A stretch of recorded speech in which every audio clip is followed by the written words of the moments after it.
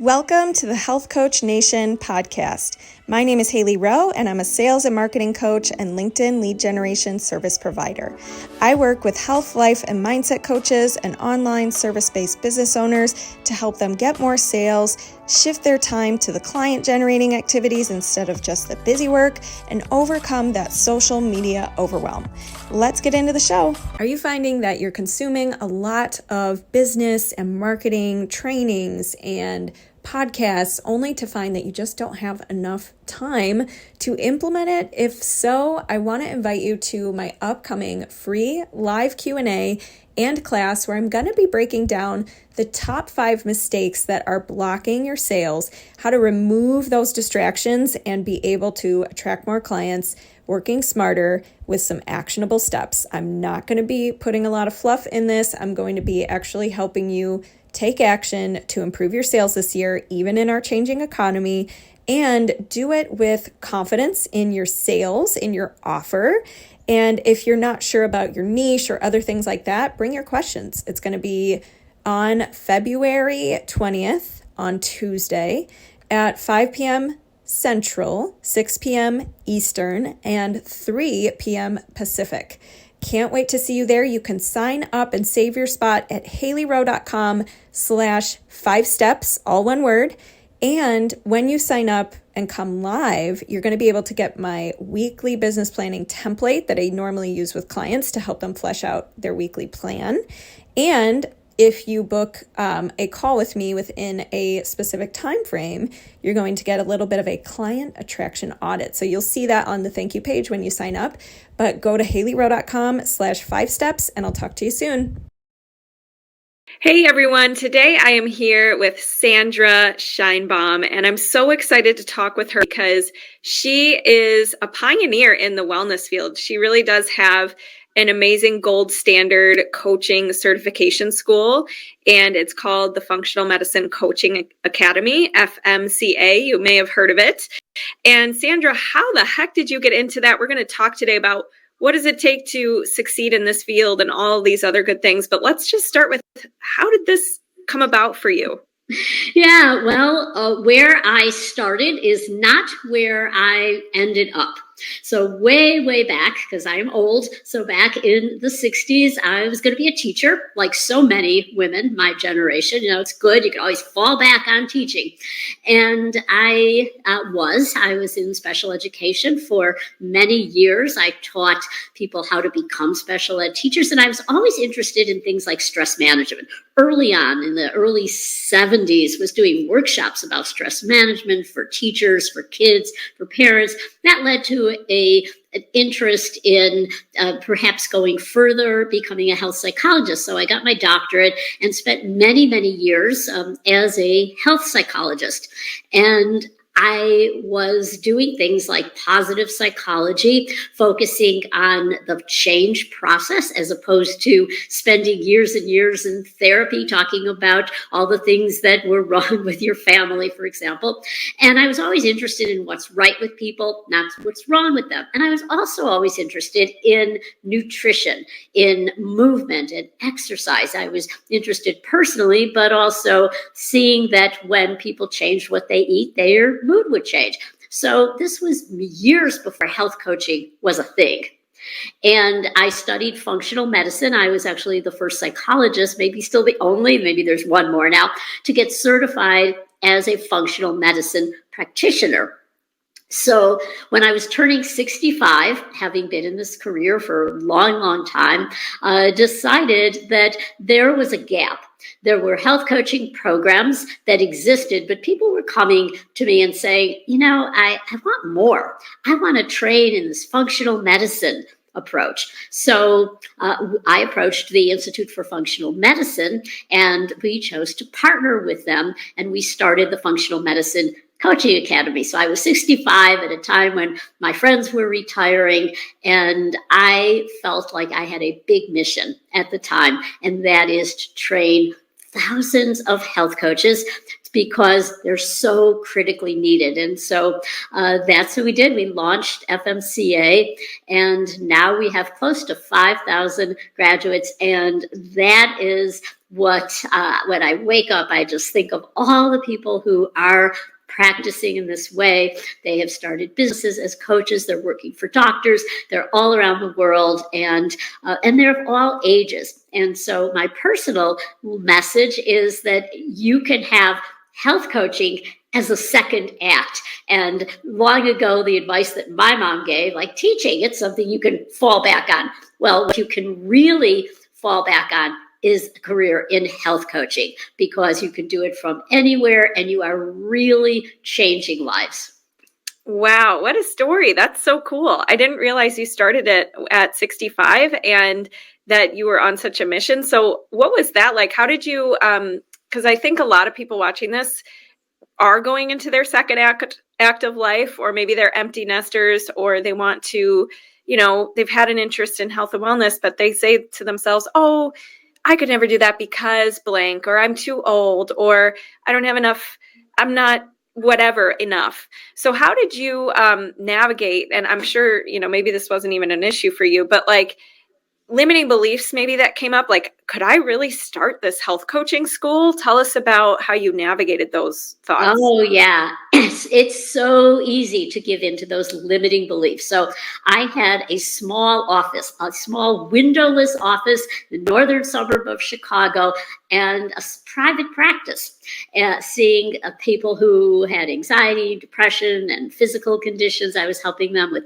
biofeedback. So that's what I knew. I knew how to run a private practice, how to get referrals, for example, from doctors. But I knew nothing about running a company. I knew nothing about starting a business. I didn't even know what a P&L was, profit and loss statement. I had to be educated. And so there are some things that I knew right off the bat.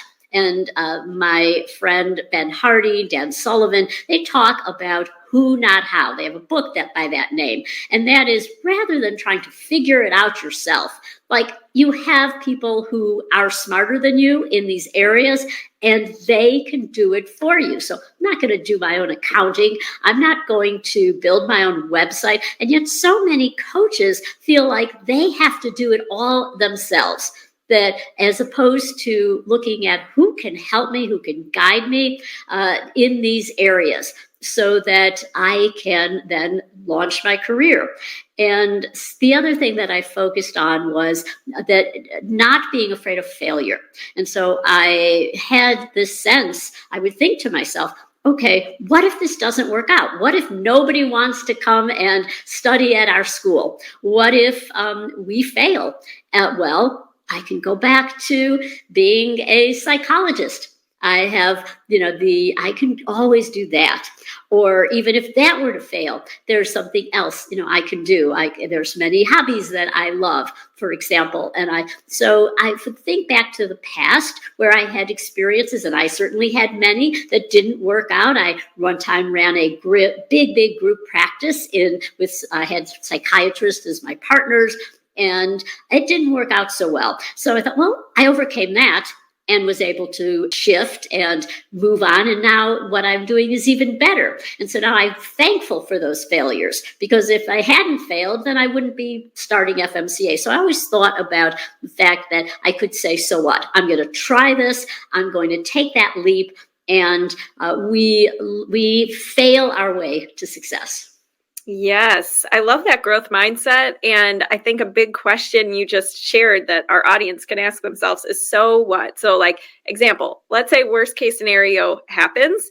Chances are you're still going to have more skills, more opportunities, and you just become a more multifaceted person at the end of the day. Yes, you may fail. Yes, you may not have the skills yet you need to be able to do the things you want to do, but how you develop those is, as you say, failing your way forward. So tell me a little bit about what were some of the maybe things that, when we're talking about failures, you've trained a lot of coaches and wellness professionals, and they may or may not go out there and get a job in coaching or start their own businesses. What are some common things you see among the ones who really make it make this their career, make the most out of it. Is there any common things that you see among those students? Absolutely. First and foremost, and I think this is common amongst everyone who wants to become a health coach, you have a big mission. You have a calling to really serve others, to help people. And this is something that when you start with this mission, then right off the bat, you're on your way to success. As opposed to, you might see an ad, oh, you could make, $200,000 a year as a health coach and take this 16-week course and you'll be certified and you'll be out making money in your pajamas. And so if you buy into that and you're focused on, oh yeah, I'm doing this because of the money, because of the whatever other reason it might be, then people sense that. And so you are not genuine. But when you are genuine, when you are mission driven, and we can look at other companies that are mission driven who are much more successful. So that's first and foremost, mission. The second is we all have creativity. How are you going to use that to look at how you're going to put your own stamp on what you do? It's not cookie cutter, copying somebody else. The other that's very, very important is to start before you're ready. I have office hours that I've been doing since we started FMCA. And what I often hear, students and graduates who are in our alumni program can come in and they can talk with me. And what they say is, it's been 3 months, so it's been a year since I graduated. I haven't gotten started.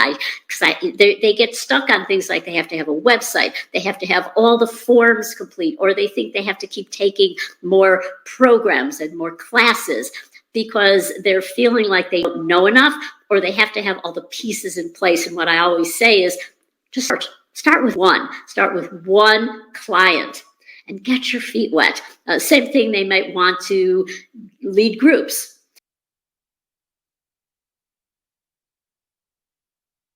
And they are stuck, like, I don't know how to do this. And I always encourage them, yes, you do. You've led groups before. You just don't realize every time you may be with a small group of friends and you contribute something to the conversation or you ask them a question. Well, you're leading a group. And so think about the experiences you have had that will be beneficial in your work. The same is true with approaching doctors or companies to want to hire. There's a saying that the more open you are to a no, the more likely you're going to get a yes. So you anticipate, you're going to get a lot of no's. So what? It's that maybe you've tried 50 times with 50 doctors, but that 51st one is going to be your best referral source. And that is going to be the key to thriving as a coach. But realize that you're going to have to perhaps go through a lot of people who will say no to you, but maybe it's no now and not forever. Maybe it's right now they're saying no, but you can come back in a year or so or 6 months and they'll say yes. Yeah, absolutely. And you bring up a really good point, because I think a lot of it at the beginning of your business is planting seeds that maybe you don't see sprout yet. And I personally have been in the business world long enough to know, like, I never feel like, oh no, I did that thing and it didn't work out or whatever, because I just see the whole picture and I've been here long enough to know, like, it all does add up. It all does work out. It all does take time. But I feel for the coaches who haven't reached that point yet in their business where they can see that big picture and they just think they're planting these seeds that aren't going anywhere. And so I think a really important thing to stay attached to and remember is what you're saying, your why you're doing this, and are you committed for the long haul, regardless of what it may take or how many no's you may get. And one question I would also ask is, because health coaching is becoming more and more common, I think, and I would love to hear, like, what are maybe some shifts you've seen in the industry, some exciting things about this field, anything you want to share about just shifts you've seen personally going through what you've gone through with your school? Yes, well, it is from the time we've started FMCA. Our first beta class was in 2015, the fall. what I have seen is the growing respectability of health and wellness coaching. It is on the map. It is legitimate. It is a healthcare profession. It is not a hobby. It is something that is going to be even more accepted. And why am I saying that? One is because we have the National Board for Health and Wellness Coaching, and more coaches are becoming board certified. And the board is working diligently to get the reimbursement. And there was a major movement starting January 2024 with CMS, which controls Medicare, where they are saying on a transitional basis, health coaching will be a service, a telehealth service. Now, this is no guarantee you're not going to get reimbursed for a while. This is still category 3, which are the transitional codes. However, the fact that CMS thinks about health coaching is a huge, huge win. So there are a number of ways that coaches who are working with practices where that practice can be reimbursed for health and wellness coaching. That's a big win. We're also an explosion of research around the globe. At FMCA, we have our own clinical trial we just did with our partner, the Institute for Functional Medicine, and that randomized controlled trial. And so you can expect to see that in publication coming soon. We don't know exactly when, but so we're seeing more and more robust studies showing the effectiveness of health coaching. And so we can look at like the data from like the national board. More and more people are coming, more doctors are saying, I need a health coach. And as well as corporate, we're seeing an explosion of interest for workforce wellness. And we see this for our job board, more and more doctors and companies coming to look for health coaches. Amazing. So when you say that some of your students partner with doctors, any tips for someone who's like, wow, that sounds super cool. I would love to have more referral partnerships. I would love to team up with XYZ types of people. Any tips for them in going about that process? Yes. So any connection that you find. So rather than just cold calling doctor's offices, who do you know? Let me share a personal story. This was when my daughters were in grade school, and we had a carpool drive to school. And one of the parents that I drove with, the spouse was a pediatrician, and got to know them. We became friends, and it turns out that he had his partner in that pediatric practice was a specialist in ADD, basically medicating kids. But okay, I at the time was specializing. I was seeing a lot of kids with ADD, doing diagnostic testing. So we all went out socially and we made a connection. And he was so excited. He sent me literally hundreds of kids to be tested.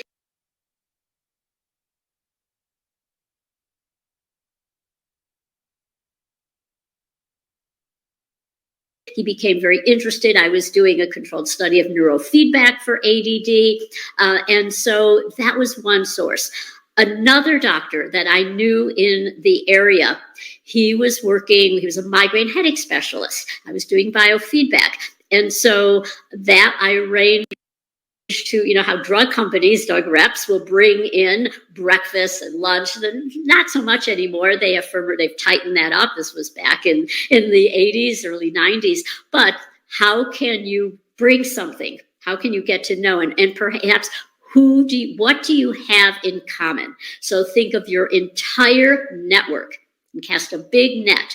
If you have children in the school system, if you have hobbies, if you go to the gym, are you playing pickleball? What interests do they have? And they will connect with you. So it's often the first connection is over what you do, but who you are. And the connection. They're a friend of a friend. That friend arranges an introduction. Maybe you know somebody who works at a company and they connect you to HR. It's always that personal connection that is the most impactful, where people will pay attention. Yes, amazing tip. A warm intro goes a long way. Building a connection and understanding just, what you guys have in common is really important. And for anybody listening who wants kind of like an example of what might you do for a pitch, I have a free pitch template, partnership pitch template. And obviously that would be better if you already knew the person and naturally it came up when you're together, but you can use it for ideas at HaileyRowe.com/pitch. Now, tell me a little bit about one thing I hear a lot is when I meet health coaches who are either international or in general, they say, I feel like my audience doesn't understand what health coaching is, and I don't know how to educate people, and it's not very popular in my country, for example. So any tips on how do you better educate people about it? How do you get the word out and explain health coaching? Yeah, I think the best way people connect to stories. So instead of people, and I see this all the time. I saw this in psychology, health coaching. You think about your methodologies. Oh, I use positive psychology. I help people with nutrition. They go into what they do, but tell a story of somebody you worked with. Let me tell you about Hailey. She was struggling with, she was struggling with a stubborn weight gain. She had trouble staying energized throughout the day. She was stressed, and she saw me and we worked together. And she chose to blah, blah, blah. She chose to make some changes, which were very difficult. And that's, I helped her change the stuff that was hard. And then, do you know anybody like that? And they'll say, oh yeah, you're talking about my daughter. That sounds like me. That sounds like my husband. So Chris Smith talks about this, about how you describe what you do, as opposed to, I'm a board certified health and wellness coach. Say, here's an example of somebody I helped. I usually, and then you tailor it to that person you're talking with. I help people with blah, blah, blah. And do you know anybody like that? I love that. That is such a good point. We tend to emotionally grasp things better when there's a story involved or an example. And I'm curious, this is kind of a different question, and it could be about anything, either related to health or your business. What is something that you have changed your view on over the last, let's say, 5 years or so? Sure. So I think that it is becoming, I'm turning 74, and it's looking at having seen so many trends, particularly with food, and going to balance, because I was always someone who went to the extremes. If you were to go in my kitchen, you'd see the history of eating. Here's the macrobiotic phase, the fat-free, the raw vegan phase. And so rather than going with what is trending, I really look at what is personalized, what is right for me. And in particular, this is particularly important, and we teach our health coaches this, and that is, you do not bring your own agenda into those sessions with clients. So if somebody is a raw vegan and you're carnivore, and carnivore is great for you, well, how can you really respect that person where they're at that particular time? And so in order to do that, you really need to do the work yourself in focusing on seeing that there is balance. So I used to be very rigid, and people would say, we don't want to go out with you to a restaurant because it's, oh, I can't eat that, I can't eat that, I can't eat that. Or and so I've really loosened up. And my younger daughter said this to me the other day. She said, Mom, they had come over and we ordered Chinese food. And she said, we used to be so afraid. And she's adult, has kids of her own now. And she said, it was so nice that you just ordered off the menu, that you didn't, we used to be walking on eggshells with your food choices. And so that's something I have really changed over the years, particularly in the last few years.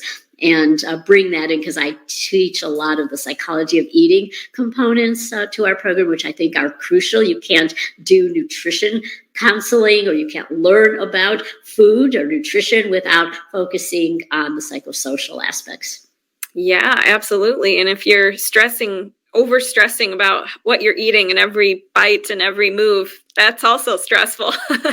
So, It's worse for you than if you just ate the darn thing. right. So, on that topic of good habits and balance, any tips for how you personally have really been able to form really strong, consistent habits? Because I see on your Instagram, and Sandra is so fun to follow on Instagram because you're working out, you're eating healthy, you're giving tips. Like, it's just a fun account. But any tips for how you've been able to stay so consistent in your habits, and or how these coaches who are listening, if they really want to help their clients gain consistency, any big tips on that? Yeah, it starts small. It starts with one. So, and pairing it with a prompt. So, for example, what I do is I make coffee every morning and it's a pour over. So as I'm waiting for that, I will do some squats. And at first, it was just starting it one day, but then I did it the next day and the next day and the next day. And so that's how you build a habit. BJ Fogg writes about this a lot in Tiny Habits. We use that method in our program. And this is something that people can start. It's like, oh, I can do that. I can do one push-up. And so I have worked this routine where no matter what. So I broke my foot about 10 weeks ago, and it was very challenging because I had to wear a boot for 6 weeks. And mind you, I was used to working out every single day. I do yoga, I do Pilates, I do high intensity interview training a few days a week, and now I do strength training. So instead of saying, okay, I can't work out, I immediately Googled upper body, how to work out with a boot. Oh, there's a lot of things I can do. So I thought, okay, I turned it into a positive. Okay, I'm going to get the strongest biceps and triceps because I could do those. I could do chest press, for example, and even things like push-ups. So I do push-ups every single day, no matter what. And I was able to then say, well, I could do them on my knees, for example, with the boot. That'll be okay. And so if you have the routine, how can you still do it? I also have a routine every day. This has been going on for like over 15 years, I think 20 now. I do handstands and headstands every day. Well, I couldn't do that with a boot on, obviously. Or if I was afraid, I couldn't, if I broke my foot again, that would be disaster. And so, but I got into the position as if I was going to go, like I visualized it. I got on my hands and pictured going up in the air and doing that handstand. And so even though I wasn't literally doing it in my imagination, I was doing it and found I was able to get right back as soon as it was safe to do so. And I got the A-OK from the doctor. I was able to get up into that handstand position. So it's daily. It's like brushing your teeth. And particularly because at my age, balance, resistance, particularly lifting heavy weights, it's non-negotiable. And so I think about it as something that is mandatory in my life. I love that. Yeah. So there's not a negotiation. It's mandatory. It's a part of who you are. It's worked into every day. It doesn't have to be perfect, meaning every day you're not doing, running a marathon or anything crazy like that, because it's something you can stick with day after day. But I think that's a very good point. And I love the book, Tiny Habits. Yes. That's a good one. Yeah. So where can everybody stay connected with you and check you out? Sure. Well, you mentioned Instagram. My personal is Dr. Sandy. That's DrSandi. FMCA is that Functional Med Coach. You can go to functionalmedicinecoaching.org. If you have been inspired to become a health coach, we would welcome you into our community. If you are already a coach, we have many people already a coach. They want to learn a deeper dive into positive psychology and learn the functional medicine approach to health coaching. Amazing. And I was very lucky to meet a lot of your students doing a guest training on LinkedIn. Yes, with them. And They are amazing. They are doing some really amazing things. And so keep up the good work. And for anybody listening to this, just a fun announcement. On February 20th, it's a Tuesday, I'm going to be leading a free class with 5 shifts I would make if I were in your shoes and wanted to get clients as soon as possible, and how to get out of information overload and actually start doing the things. So if you want to check that out, you can go to haileyrowe.com/5 steps, all one word. And I'll talk to you soon. Thank you for coming, Sandra, today. And I'll talk to you soon. Thank you. Thanks so much for listening to this podcast, and if it's really helpful for you, I'd really appreciate if you share it and or leave a written podcast review. This tells the podcast sites that our show is useful, and it will be promoted to more people that way. Thanks again.